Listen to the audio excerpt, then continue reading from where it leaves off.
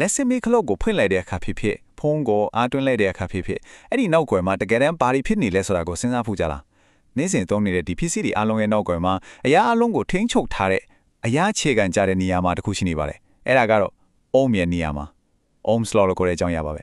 ဟုတ်တယ်ဒီလိုရိုးရိုးရှင်းရှင်းလေးလို့ထင်ရတဲ့လုဆောင်ချက်တွေရဲ့နောက်ကွယ်မှာဘလို့နီးပညာတွေရှိနေမလဲအဖြေကလေတကယ်လို့ကျွန်တော်တို့ထင်ထားတဲ့အများကြီးပိုရိုးရှင်းပါတယ်အဓိကကတော့လက်စစ်ရဲ့အခြေခံစွမ်းအားသုံးခုကြကဆက်ဆက်မှုကိုနားလည်လိုက်တာနဲ့အားလုံးကရှင်းသွားမှာပါဟုတ်ပါတယ်လက်စစ်လောကတစ်ခုလုံးကိုအုပ်စိုးနေတာကမမြင်နိုင်တဲ့စွမ်းအားသုံးခုရဲ့အပြန်အလှန်ဆက်သွယ်မှုကြောင့်ပဲဖြစ်ပါတယ်ကဲအဲ့ဒီစွမ်းအားတွေကဘာတွေလဲဆိုတာတစ်ခုချင်းစီကြည့်လိုက်ကြရအောင်ဒီစွမ်းအားတွေဟာလက်စစ်ပစ္စည်းတိုင်းရဲ့နှလုံးသားလို့တောင်ပြောလို့ရပါတယ်ဒီစစ်ဆက်ဆိုင်ရာဇာလန်မှာအဓိကဇက်ကောင်တုံရောင်နဲ့အရင်ဆုံးမိတ်ဆက်ပေးပါစေသူတို့ဟာရက်စီပါလန်တန်ရဲ့အသက်တွေကြော်တွေပါပဲပထမဆုံးတစ်ခုကတော့ voltage ပါသူ့ရဲ့တင်ကေတာကတော့ E ပေါ့ electromotive force လို့ခေါ်တယ်ရက်စစ်ကိုရွေလာစီတဲ့အားကိုကိုးစားကျူပါတယ်ဒါကိုလက်စစ်ပါလန်ထဲမှာလက်စစ်တက်တွေစီစဉ်ဖို့အတွက်လိုအပ်တယ်တွန်းအားလို့အလွဲတကူမြင်ရောက်ချိလိုက်ပါတွန်းအားမရှိရင်ဘာမှမရွေ့နိုင်ဘူးလေနောက်တစ်ခုကတော့လျက်စီပါသူ့ရဲ့သင်္ကေတကတော့ I ဖြစ်ပြီးစီစဉ်မှုရဲ့အားပြမှု intensity ကိုရည်ညွှန်းပါတယ်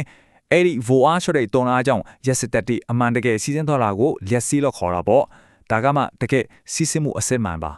နောက်ဆုံးတစ်ခုကတော့ခုခံမှု resistance ပါဆိုတော့လက်စီးစီးစိမ့်နေတာကိုပြန်ပြီးတော့ဆွဲထားတဲ့နီးကွေးတောင်လို့တဲ့ຢာတခုပေါ့ဒီဘက်ထဲမှာမိုက်တင်နဲ့ပိတ်နေသလိုမျိုးစဉ်းစားကြည့်လို့ရပါတယ်ရက်စစ်ဆိုင်ရာပုတ်တိုင်မှုဒါမှမဟုတ်အရှင် short စေတဲ့ຢာတခုပေါ့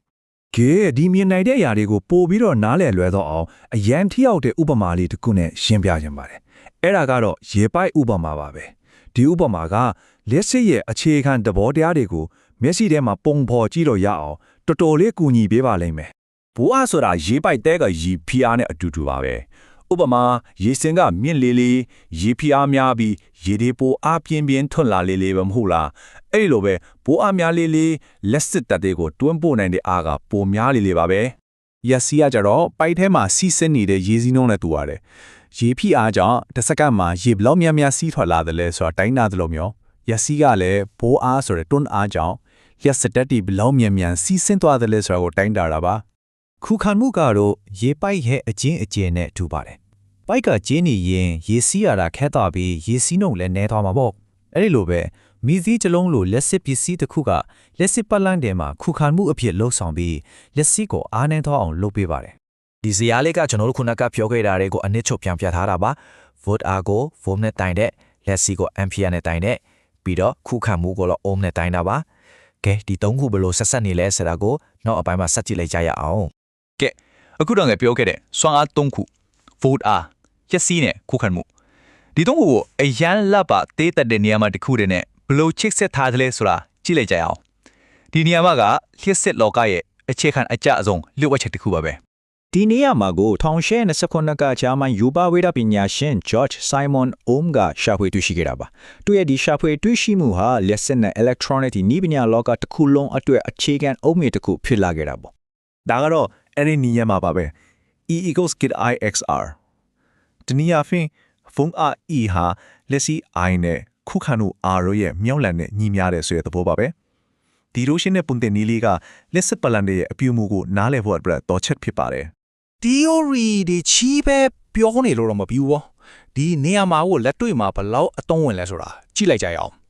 ရိုးရှင်းတဲ့လက်စစ်ပလန်တစ်ခုကိုဥပမာအနေနဲ့အတူတူထွက်ချက်ကြည့်ကြမယ်ကဲဒီမှာပိုအားကဆက်နေဖို့ခုခံမှုက6အောင်ရှိတဲ့ပလန်တစ်ခုရှိတယ်ဆိုပါစို့လက်စီးဘယ်လောက်ရှိမလဲပုံတင်နည်းကိုပြောင်းလိုက်တော့ I က E ကို R နဲ့စားတာပေါ့ဒါကြောင့်စနစ်ကို6နဲ့စားလိုက်ရင်အဖြေက2 ampere ရပါတယ်တွေ့လားဒီလောက်ယူရှင်းပါတယ်နောက်တစ်ပုတ်ကြည့်အောင်ဒီတစ်ခါဗိုဝါက36ဖို့ချက်စီးက4 ampere ဆိုရင်ခုခံမှုဘယ်လောက်ရှိမလဲ R က EOI နဲ့စားတာဆိုတော့36ကို4နဲ့စားလိုက်ရင်9 ohm ရတာပေါ့ပုံတင်နည်းကိုမှန်မှန်ကန်ကန်သုံးတိုင်ရင်အဖြေကအလွယ်တကူထွက်လာမှာပါ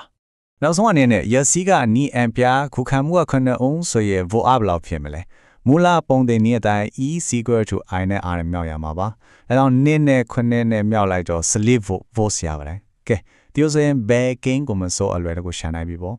ဒီပုံသေးနေတဲ့ကိုအလွတ်ကျက်စရာမလိုပဲအလွယ်တကူမမစ်နိုင်တဲ့အရန်ကောင်းတဲ့နီလန်တစ်ခုကိုပြောပြခြင်းပါတယ် ဒီ slide ပေါ်ကဒရီယမ်ပုံလေးကိုကြည့်လိုက်ပါကိုရှာချင်တဲ့သင်္ကေတကိုလက်နဲ့ဖုံးလိုက်ရုံပါပဲ